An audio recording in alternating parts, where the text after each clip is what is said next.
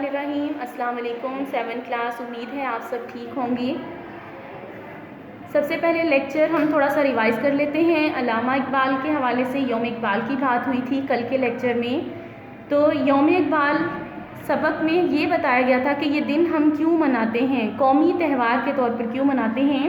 اس میں ہم نے یہ سب سے پہلے پڑھا تھا کہ علامہ اقبال چونکہ شاعر مشرق ہیں اور وہ ہمارے سب سے عظیم شاعر ہیں، انہوں نے سب سے پہلے تصور پاکستان پیش کیا اور انہوں نے مسلمانوں کے لیے شاعری کی اور مسلمانوں کے اندر یہ شعور بیدار کیا اقبال نے کہ وہ فرنگی یعنی انگریزوں کی غلامی سے کس طرح خود کو نجات دے سکتے ہیں۔ انہوں نے مسلمانوں میں یہ شعور بیدار کیا اور خاص طور پر مسلمانوں میں اور اس کے بعد ہندوستان کے بھی جتنے لوگ تھے سب میں یہ شعور بیدار کیا کہ عیسائی اور یہودیوں کا جو آپس کا اتفاق ہے وہ کس حد تک مسلمانوں کے لیے جو ہے وہ تکلیف دہ ثابت ہو سکتا ہے، نقصان دہ ثابت ہو سکتا ہے۔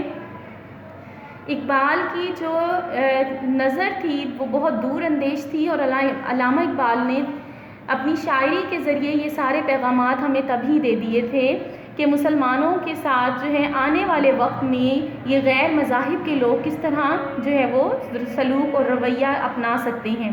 تو یہ خاص باتیں ہم نے پڑھی تھیں۔ تو ہم نے اس میں یہ پڑھا تھا کہ اسی وجہ سے ہم آج بھی علامہ اقبال کو یاد کرتے ہیں، ان کی شاعری کو ہم رہنمائی کے طور پر جو ہے وہ اپنائے ہوئے ہیں اور اسی وجہ سے ہم یوم اقبال جو ہے وہ ہر سال جوش و خروش سے مناتے ہیں تاکہ ان کے دیے ہوئے پیغام کو اور تصور کو ہم کبھی بھی نہ بھول سکیں۔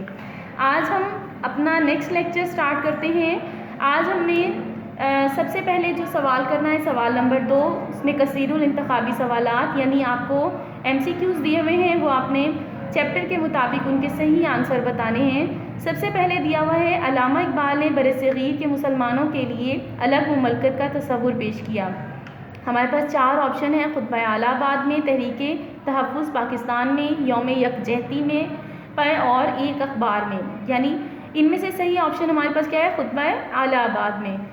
علامہ اقبال آزادی کے تھے، کیا تھے، ہمنوا، پیشوا، مخالف یا علمبردار؟ علمبردار تھے، یعنی ظاہری بات ہے کہ سب سے پہلا قدم انہوں نے اٹھایا تھا۔ اقبال کی شاعری کے کتنے منفرد پہلو، ہم نے یہ پڑھا تھا اقبال کی شاعری کے 2 منفرد پہلو ہیں۔ اس کے بعد ہے علامہ اقبال شاعر تھے رومانوی، رومانوی کہتے ہیں ایسی شاعری جس میں محبت کی باتیں ہوں، پیار کی، عشق کی باتیں ہوں، دنیا کی باتیں ہوں۔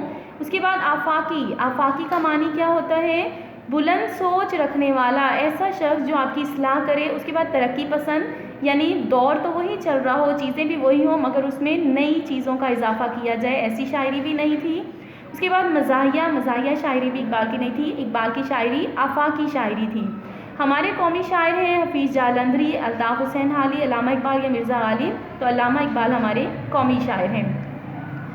اس کے بعد ہے سوال نمبر 3، اعراب لگانا ہے کوچ، کاف کے اوپر پیش، کاف پیش وقوع، چے پر آئے گی جزم، متزلزل، میم پیش، میم کے اوپر آئے گا پیش، تے کے اوپر زبر، زے کے اوپر زبر، لام پر جزم، زے پر زبر اور لام پر جزم، متزلزل۔ انعقاد، الف کے نیچے زیر، نون کے اوپر جزم، آئین کے نیچے زیر، قاف کے اوپر زبر اور دال پر جزم، انعقاد۔ اس کے بعد لفظ ہے ہمارے پاس مفکر، میم کے اوپر پیش، فے کے نیچے زیر، فے کے اوپر زبر، کاف کے اوپر شد کے ساتھ نیچے کاف کے زیر لگائیں گے اور رے پر جزم، مخفی، میم پر زبر، خے کے اوپر جزم، فے کے نیچے زیر، استحصال، الف کے نیچے زیر، سین کے اوپر جزم، تے کے نیچے زیر، صاد کے اوپر جزم اور الف کے اوپر زبر۔ اس کے بعد ہے وسعت لفظ، واو کے اوپر پیش، سین کے اوپر جزم، آئین کے اوپر زبر اور تے پر جزم۔ سوال نمبر 4 آپ کا ہوم ورک میں آئے گا، یہ آپ نے خود اس کے جو ہے وہ جملے بنانے ہیں، الفاظ کے جملے آپ نے بنانے ہیں۔ سوال نمبر 5 کی طرف ہم آتے ہیں۔ سوال نمبر 5 میں ہمارے پاس کیا دیا ہوا ہے، بے، پر اور ہم، یہ 3 لاحقے دیے ہوئے ہیں جن سے ہم نے 3 الفاظ مزید بنانے ہیں۔ یہ آپ کو پہلے بھی سمجھایا ہوا ہے، کسی بھی لفظ سے پہلے کوئی اگر ہم مزید اضافہ کسی لفظ کا کر دیتے ہیں تو وہ سابقہ کہلائے گا، اور کسی بھی دیے ہوئے لفظ کے بعد میں ہم کسی لفظ کا اضافہ کرتے ہیں تو وہ لفظ کیا کہلائے گا؟ لاحقہ کہلائے گا۔ جیسے سابقہ پہ ہمارے پاس کیا ہے؟ سابقہ کیا ہوتا ہے؟ کسی بھی لفظ کے دیے ہوئے لفظ کے بعد میں۔ اب میرے پاس ایک لفظ ہے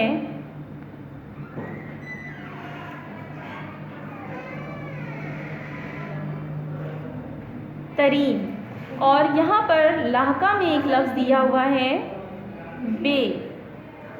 اب سابقہ کیا ہوتا ہے؟ اس سے پہلے ہم جو بھی لفظ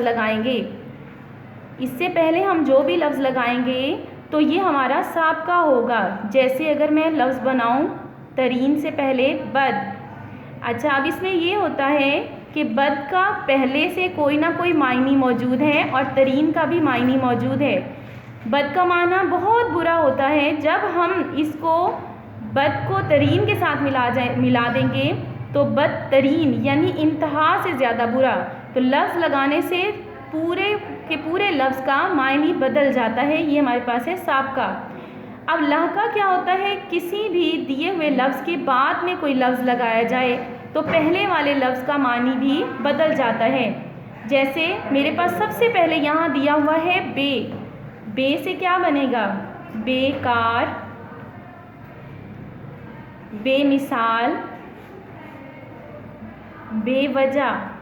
آپ اور بھی لفظ بنا سکتی ہیں، بے فائدہ، بے وقوف، بے حساب، ٹھیک ہے۔ اس کے بعد لاحقہ دوسرا میرے پاس کیا ہے؟ پر۔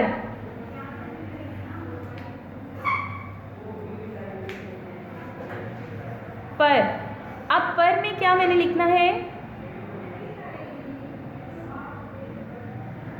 سوری، یہ لفظ ہے پر، یہاں پر پیش کے ساتھ یہ بولا جائے گا، زبر کے ساتھ اس کو نہیں بولیں گے۔ پر ہے کیونکہ پھر اس سے الفاظ بن سکتے ہیں جیسے پرجوش، پرخطر، اور اس کے بعد ہے پرہول، ٹھیک ہے۔ اس کے بعد تیسرا لفظ مجھے دیا گیا ہے ہمیں ہم سے ہم نے لاحقے بنانے ہیں، جیسے ہم شکل، ہم عمر اور ہم جماعت، ٹھیک ہے۔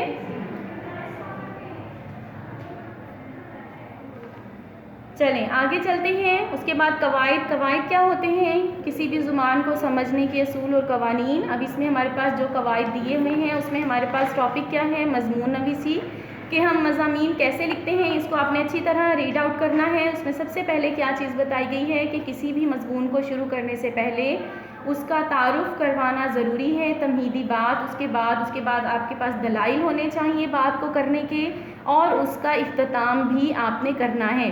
اب ان چیزوں کو دیکھتے ہوئے ہم نے MCQ سالو کرنے ہیں۔ سب سے پہلے کیا ہے؟ کسی واقعے، شخصیت یا موضوع پر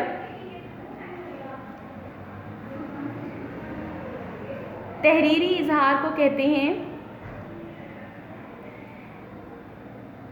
کسی واقعے، شخصیت یا موضوع پر تحریری اظہار کو کیا کہتے ہیں؟ مضمون نگاری۔ تمہید یا آغاز میں شامل کیے جاتے ہیں تعارفی کلمات۔ مضمون کا آخری حصہ کہلاتا ہے اختتامیہ۔ مضمون کس زبان میں لکھنا چاہیے؟ سادہ اور آسان زبان میں۔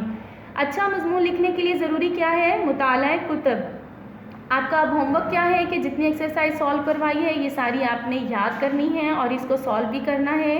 اور سوال نمبر 7 یعنی کہ مضمون جو دیا ہوا ہے علامہ اقبال، یہ آپ نے لکھنا بھی ہے۔